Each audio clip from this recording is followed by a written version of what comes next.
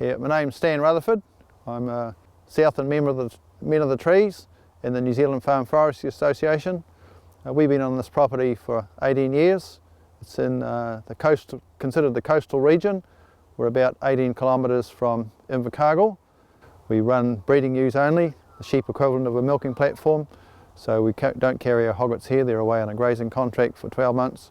And so all our grass is committed to ewes, lambing in the springtime and rearing those lambs to fatten and to send away to the works. And so in the winter time we just have one mob of sheep.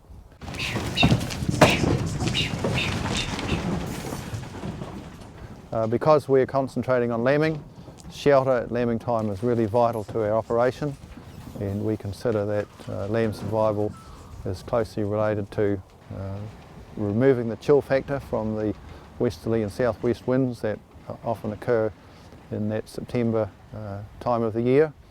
And so we've planted this place with that in mind. We've got mainly eucalypt trees running north and south, which carry the brunt of the southwest wind, and then running east-west we've got deciduous trees which are in the main Androscoggin poplar and Tangoyo willow, and because they're deciduous they let the light through in the winter time, and even though they don't have leaves on them by lambing time, at least the density of the branches and the tree stems do provide quite a measure of shelter. And not long after that the leaves come, and it's really quite an effective shelter. And then only a month or 6 weeks after that, the shade aspect of those deciduous trees is really important, because we see animals seeking shade on the south side of those trees, and it's very effective for that.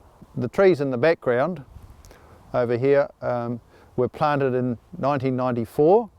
They were poplar cuttings about so long and about that thick, and we cut them from existing trees on a property that we had moved from to come here, and we simply put them in bundles, put them in a trough of water for a couple of weeks in late August, and then when the little bumps were starting to appear on the stems, it was time to plant them in the ground.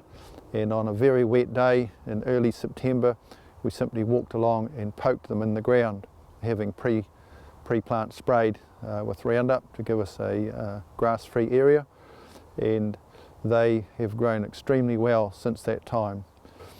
We've got 2 kilometres of shelter here on a 34 hectare property, and that annual trimming cost is about $1,000 at this stage. They need to do 3 lifts with the cutting head to trim it.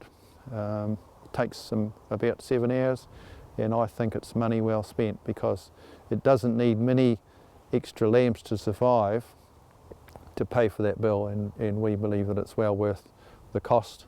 The other thing it means is that we don't have to get out of bed so early at lambing time, because we know the animals are well sheltered, and our lamb survival is enhanced because of the shelter. One of the negatives that was pitched up to us was, what about the cost of fencing? What a huge amount of money to put up 2 fences, and we've found that we've got a very effective shelter about using 2, 3 or 4 wire electric fences, one each side, and you can build that for less than the cost of one conventional post and netting fence. And the added bonus is not that you've got 2 fences, because you've got your trees creating shelter, they also create a visual barrier between mobs of sheep, so we pretty much eliminated mismothering that was happening when a lamb got through conventional 7 or 8 wire fence. It couldn't get back to its mother because it saw sheep on the other side. One of the things that's valid in recent times in this area is the big snow right in the middle of lambing in September 2010. This area got 200 millimetres of snow, covered the grass completely, denied sheep access to fresh green grass, and so that's really big problem when sheep are lambing.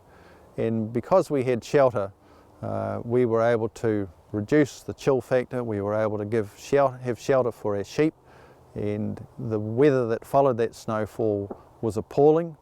For at least a week after the snow there were squalls of hail, and because we had shelter then we were able to enhance our lamb survival. And while we had greater losses than normal, we still managed to turn out 156% true lambing percentage, which we were thrilled about. The flax shelterbelt that you see in front of you, we believe has been planted for more than 30 years. It's never been fenced, and we've not fenced it because it's very valuable as a place of refuge at lambing time. It's like a tent, and if the weather's wet and windy, the flax is a very, very good protection for lambing ewes. The downside is that it gets muddy in there. It probably carries quite a bit of disease, so we've got to be vigilant for things like navel ill or watery mouth. But we consider that if they're kept alive because of the shelter, then we can do our bit by keeping them alive with some penicillin if they need it, if they get crook.